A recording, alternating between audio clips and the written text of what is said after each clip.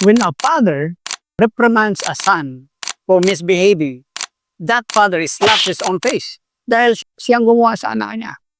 Maliban lang na hugas kamay, nawawala sa mundo yung parent, blaming his son na nag-misbehave. Galing tayo yun. The ultimate lesson here, huwag natin ipasa yung blame palagi sa mga anak natin.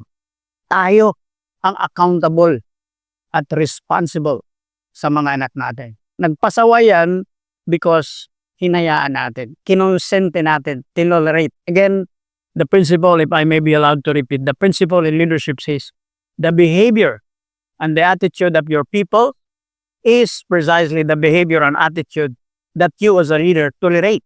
And remember, I have said this repeatedly in the past years, parenting is more than management. It is basically leadership.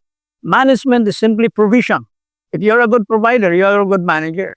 But leadership is guidance, supervision, and most of all, and ultimately, transformation. Diba sinabi ko noon, my job as a father is to make my son greater than myself. If I cannot make my children greater than myself, sorry, I am a failure. So one of the sweetest comments that I would hear from my friends, sinasabi nila, ang bait ng anak mo. Very sweet. And I'm so happy and I'm so proud. But dahil ako ang nagturo sa kanya na maging mabait, mas magaling ako magturo na mas naging magaling pa siya sa akin. Yan ang gaze ng magaling na teacher.